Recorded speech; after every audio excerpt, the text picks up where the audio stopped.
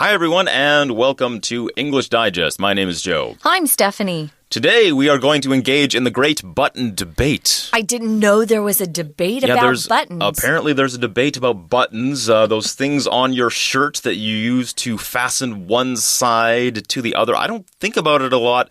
Maybe that's because I don't wear a lot of shirts with buttons on them. That is so true. I am not what you would call a formal dresser. I wear a lot of T-shirts. I wear a lot of tank tops. I do not go to a lot of formal occasions where I have to wear a button-up shirt. So this will be my first foray into the great button debate, I think. So, Joe, when you got married, did you wear something that required buttons? It did require buttons, but it was actually... I got married on a beach. So, oh, really? Yes, I did, in Bali. And so I had to wear something that had buttons, but it was very comfortable. It was still quite informal. Cool. Yeah. Yes, I was not wearing like a formal suit and tie and all those things. But the shirt did have buttons. But I didn't think a lot about the buttons at the time. Yeah. Not to the level we're going to go into today on the program. We're going to learn a lot of things about buttons and why they are placed in the places that they are on shirts, why they're different for men and women. Yeah, that's weird. And all the explanations for where this comes from. That's why we're saying it's the great button debate today. Oh, we're getting very serious today about buttons. Let's go ahead and read through the article, and then we'll be back.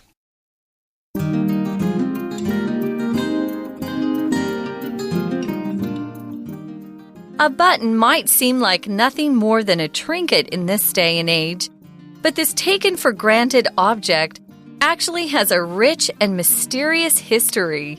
In the beginning, buttons were largely decorative. However, it was during the Renaissance that buttons picked up their most puzzling feature, their gender-specific placement on garments.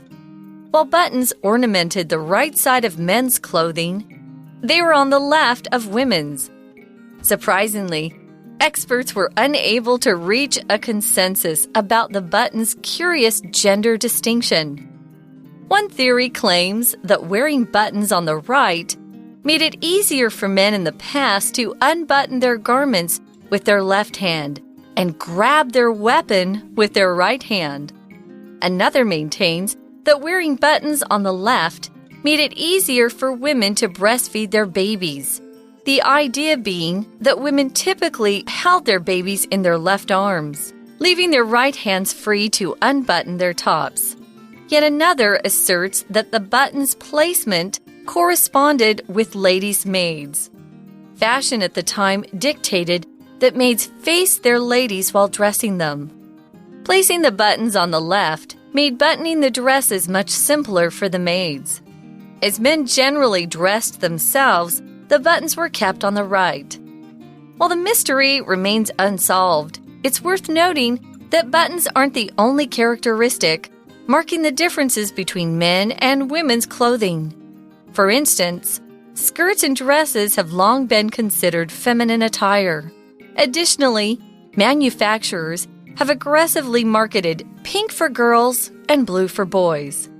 This is where the campaign Let Clothes Be Clothes has taken a stand, calling for change in the absurd gender stereotypes implanted in clothing and advocating that fashion trends develop into more unisex-friendly styles. After all, it should be people wearing clothes instead of clothes wearing people. So that is the great button debate. Yes, who knew that there was so much history and so much culture involved in buttons? Well, going back to the beginning of the article, it says a button might seem like nothing more than a trinket in this day and age. If something is a trinket, it's like a decoration, something that's perhaps not that important. Small, something right? Small that you just keep. You don't really keep it for a reason. It's just kind of there. And it says, again, that this taken for granted object actually has a rich and mysterious history. If something is taken for granted, it's something that we just always expect to be there. If a person tells you that you take them for granted, that's not a good thing. It means you just expect them always to be there. And that's a bad thing. And to do the things that they do. Like if you're married and say you're a guy and your wife says, you take me for granted, it just means that you expect her to do all these things for you, but you don't really appreciate it. That's right. You don't say thank you. You don't say, wow, I can't believe you did this. So that's what we're saying buttons are like. We just kind of, they're there. They're a trinket. They're a decoration. They're not that important, perhaps, and we don't think about them, and we don't give them much thought. But it says they have a rich and mysterious history. Rich sure here do, yeah. just means there's a lot involved in it. It's very interesting. It's deep. It's very deep, and it's mysterious as well. There's a little bit of mystery to them. Well, in the beginning, buttons were largely decorative. When you say something's largely a certain way, it says for the most part. You know, most people thought, oh, buttons are just for decoration. And actually, they didn't even close shirts or dresses or pants in the beginning. They were just there to make that article of clothing, that piece of clothing, look pretty. Or kind of cool. If they were guys, they'd put on those big buttons on their shoulders. Remember those? So they looked like they were military men. However, it was during the Renaissance. The Renaissance is like the 1600s, I would say, 1600s, where art became a big deal. Science was starting to flourish. It was a big change in our history as human beings, especially in Europe. That's when buttons picked up their most puzzling feature. If something's puzzling to you, you don't quite understand it. I don't get that. It's puzzling. And if you pick up something, you pick up a feature, you pick up a characteristic, maybe if you travel and stay in another country for a while, you pick up their accent. I have an uncle who grew up in Arizona with me, but he moved down to Texas and now he's picked up the Texan accent. He sounds like he's a Texan now. So you can pick up things by taking them in, adopting them, assuming them. You become that thing. That's right. And they picked up this puzzling feature. That feature is their gender-specific placement on garments. Gender-specific here just means that, well, something is specifically for either men or for women. Gender-specific placement means men will have the buttons in a certain place and women will have them in a different place. And you can tell just by looking at the garment that, well, that's a men's shirt or that's a woman's shirt. True. That's what a garment is. A garment is an article of clothing. It's just a fancier way of saying a piece of clothing or a pair of pants or a shirt. You can say it's a garment. But unlike clothing, which is non-count, garment is countable. So you can say garments. I have a lot of garments in my closet. But typically it's used more for written English. Although if you go into the fashion industry, they love to use this word garment. They often call it the garment industry. True enough. Yeah. All right. So it goes on to say, while buttons ornamented the right side of men's clothing, they were on the left of the women's. Ornamented just means it's another word for decorated. Yeah. To make something look fancy or to make it just look better or to look pretty. So they ornamented the right side of men's clothing. That just means they were for decoration, basically. As Stephanie said already, they didn't often button them up. They were just kind of there. Yeah. Just to make the clothing look nice. So right side for men, left side for women. That's the gender-specific placement. Now, surprisingly, experts were unable to reach a consensus about the button's curious gender distinction. Okay, let's take a look at this. If you reach a consensus, it means you're debating something. People have different opinions about something. And finally, you get most people, maybe not all, but most people to agree on one particular method. Or here we're talking about getting people to agree about why they put buttons on different sides of shirts and dresses and things way back in the Renaissance. We don't have anyone who ever wrote down in a history book, I guess, and said, well, the reason why we're putting men's buttons on this side is because of this. I think at this point we have historians who are just trying to look back at time and make educated guesses, which means they have some information, but it's not completely clear. So they're kind of guessing why. If there's a distinction between things, it just means there's a difference. So they're trying to figure out why the buttons were placed differently according to gender, but we haven't been able to reach a consensus. There's still a lot of disagreement. One theory claims that wearing buttons on the right made it easier for men in the past to unbutton their garments with their left hand and grab their weapon with their right hand. Okay, so this is interesting. This is a theory, so remember. So a theory is an idea, and it's not proven. It's just an idea that somebody has about something. So, if the buttons were on the right side, men could unbutton their garments with their left hand. So, I guess if you were getting into a fight, you had to say, okay, hold on a second. I have to unbutton my shirt, and then I have to reach in and grab my weapon, and then we can have this out. Then we can have this fight. Grab means to reach and take something. Like if you're going through the supermarket, you will reach to the shelf and you will grab the items that you want and put them in the shopping cart. In this case, they're grabbing their weapon. So perhaps that was where they keep their knife or their gun or whatever they're going to use to try and hurt somebody else. Or they had those swords on the opposite side of their body. Yeah, because most people would be right-handed, so they'd be reaching to the left side of their body. So that's where you'd have your sword or your knife or your gun. I guess if you would get into a lot of fights, maybe you just leave your shirt unbuttoned. Or go shirtless. Something where you wouldn't have to say, hold on, let me unbutton my shirt. Then we'll do this. So it's kind of funny. It's very interesting. Nowadays, men, and women aren't having to constantly defend their lives. But back then, guys... Depends where you live. Yeah, that's true. But back then, life was pretty dangerous. There were no police like we have today, and you had to protect your own life, defend yourself. So men always carried weapons with them, unless they were on the farm. Sometimes they didn't. But even then, sometimes they had to have weapons. Now, another theory, I think, maintains that wearing buttons on the left made it easier for women to breastfeed their babies. If you maintain something, you say, this is what I believe, this is true, and I'm sticking with it. So this is the other theory, and this is for women. They think, wearing buttons on the left made it easier for women to breastfeed their babies because they had this idea that most women, I think most people, I can say this, most people even today typically hold babies in their left arm because they're right-handed. Maybe left-handed people hold babies using their right arm, but I held a lot of babies. My mom had a lot of kids, so I would take care of babies, and I would hold them in my left arm. So this makes sense to me because in order to breastfeed, of course, you have to unbutton your shirt or dress or whatever they were wearing at the time so that they could feed their baby. So this helped them have their right hands free to unbutton their tops or their blouses or their shirts. A top is another word for a blouse or shirt. We usually do not use it for men's shirts, though, guys. This is only used for women's shirts. So now we know, or we have two ideas about why we had the men's buttons on one side and the women's on the others. We're going to learn more, but before we do, let's take a short break to listen to our Chinese teacher. Hello everyone, my name is Tina. 我们今天要看一下纽扣这个东西。我们从第一个空格前面的后半句来看。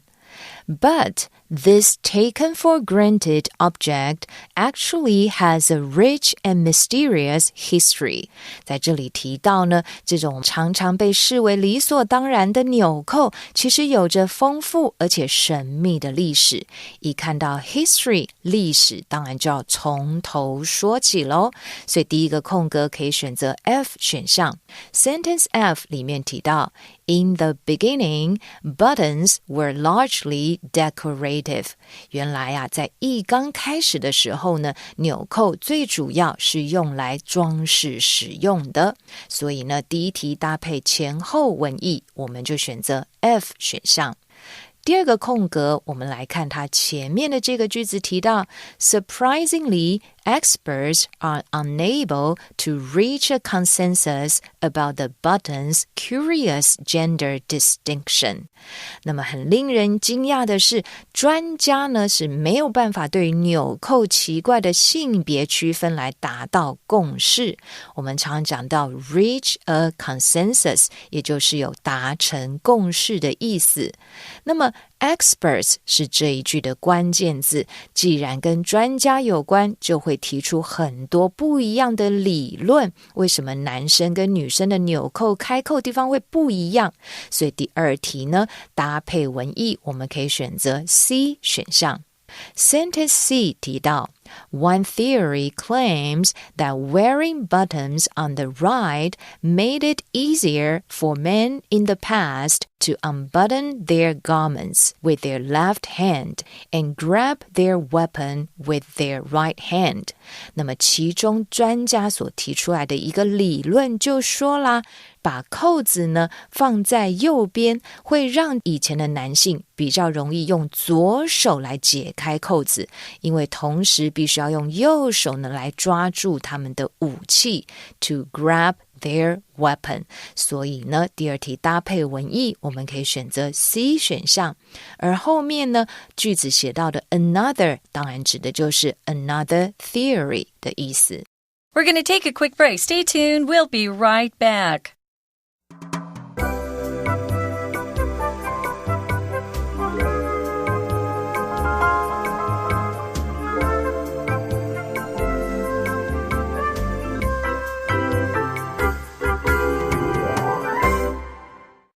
Welcome back to English Digest. We are having the great button debate today. I did not know that there was so much history and so many theories involving buttons, but today I'm learning a lot. We learned about the theories about why buttons on the men's shirts started out on the right side. It made it easier to unbutton their garments with their left hand and to grab their weapon with their right hand. As Stephanie was explaining, yes, if we're going back to the period like, say, the Renaissance, for example, although there were developments in art and science, it was still perhaps maybe quite a violent time. If you were just out by yourself, walking along a country road, there was danger that somebody would attack you and try to steal what you have, take your money, take your valuables, take your shoes, take whatever. So people carried weapons. Men carried weapons. Yeah, women Not so much women.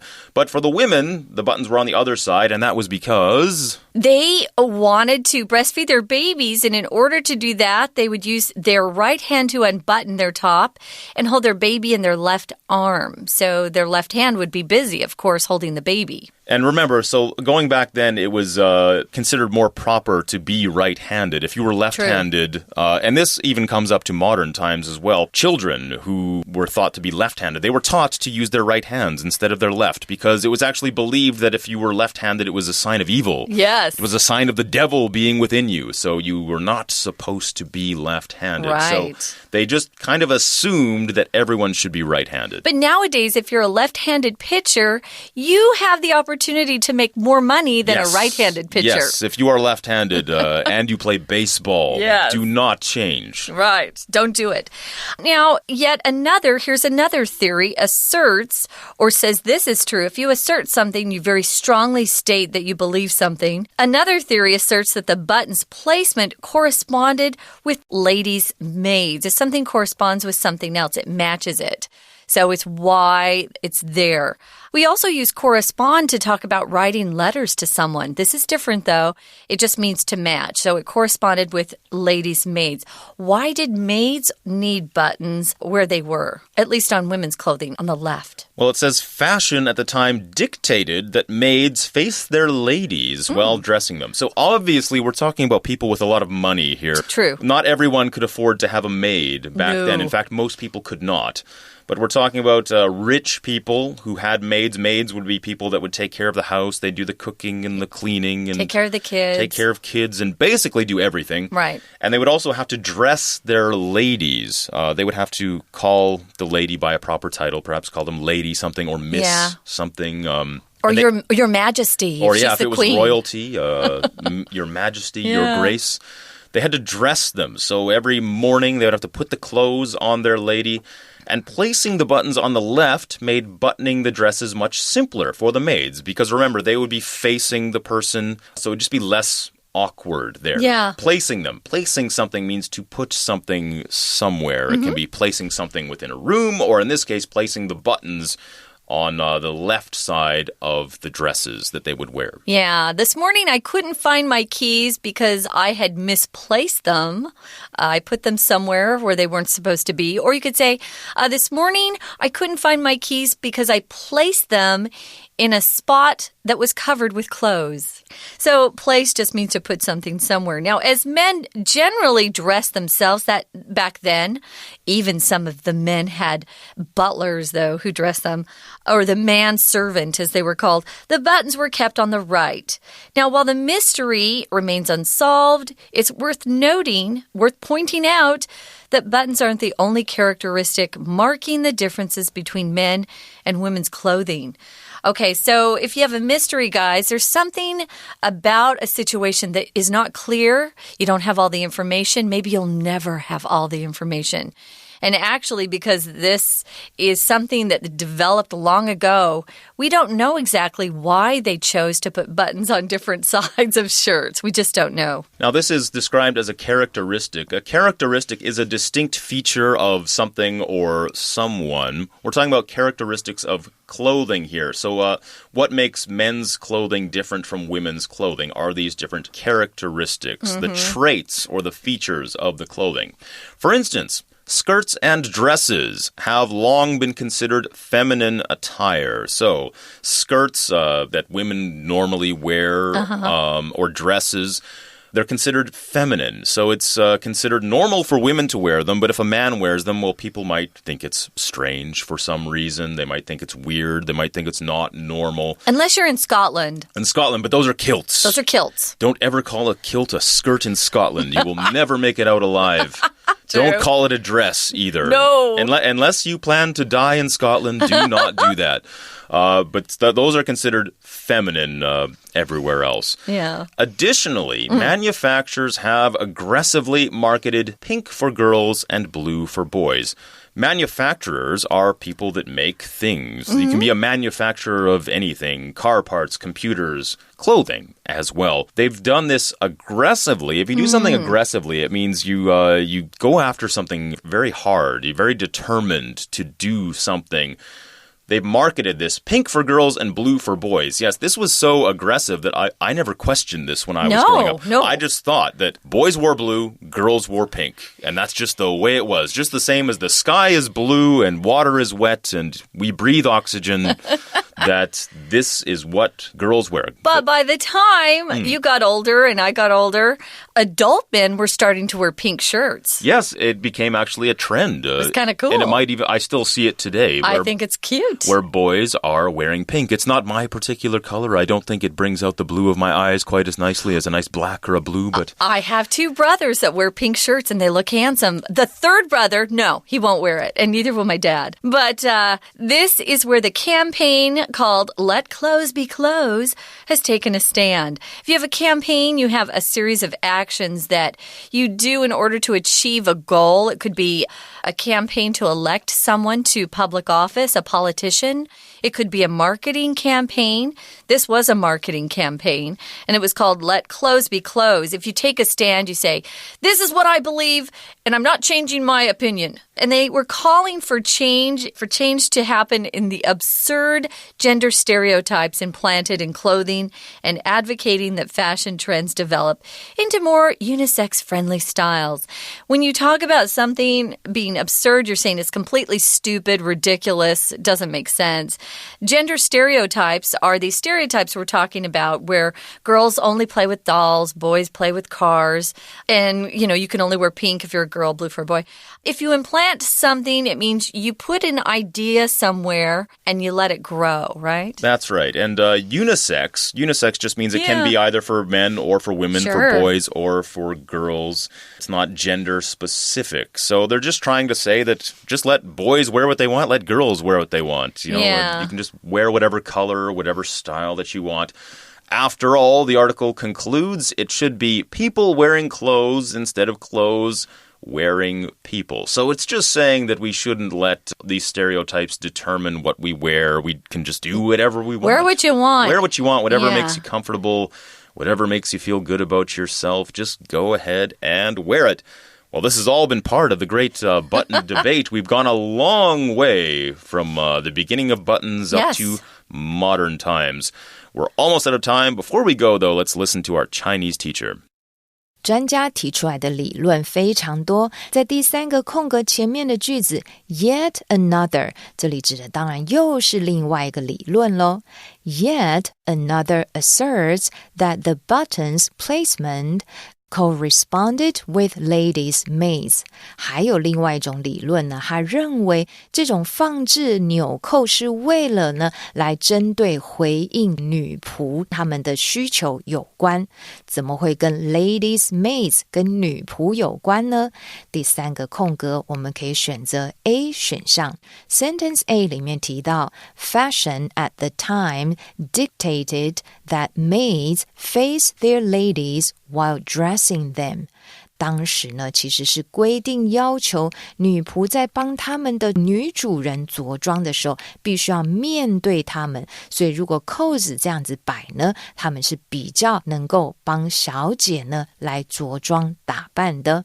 所以第三题回应前面的 maids， 标准答案就选择 A 选项。第四个空格我们来看一下第三段后半句提到 It's worth noting that buttons aren't the only characteristic marking the differences between men and women's clothing. 当然咯，你必须要注意的并不是因为扣子摆对不一样的地方，它是唯一一个用来区别男性跟女性的性别差异。还有什么东西也可以用来区别男性跟女性之间的差异呢？第四个空格我们可以选择 E 选项。For instance, skirts and dresses have long been considered feminine attire. 当然咯，举例来说，像这种裙子或是洋装，长久以来就被视为是女性的服装，也就造成男女的服装是有别的。最后呢，当然现在大家讲究的是男女平等，所以兴起了 Let clothes be clothes 这样子的运动。而我们后面来看一下 Calling for change in the observed gender stereotypes implemented in clothing and advocating that fashion trends develop into more unisex-friendly styles. 这样子的活动呢，其实就是要呼吁来改变这种在服装上荒谬的性别 stereotypes 刻板印象，而且也提倡呢，流行的趋势应该是要男女皆宜的 unisex-friendly styles。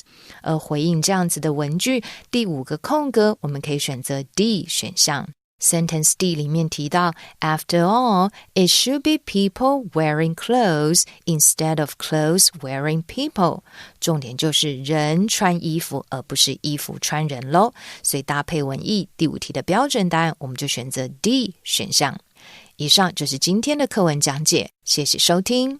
That's all the time we have for the program today. We hope you've enjoyed learning all about the history of buttons, all the way up from the Renaissance to modern times. And remember, just wear what you want. If you're a guy and you like to wear pink, go ahead. If you're a girl, wear whatever you like, and everyone will be a lot happier, I think, if we stop worrying so much about who's wearing what and what colors and all that stuff. All right, for English Digest, until next time, I'm Joe. I'm Stephanie. Goodbye. Bye.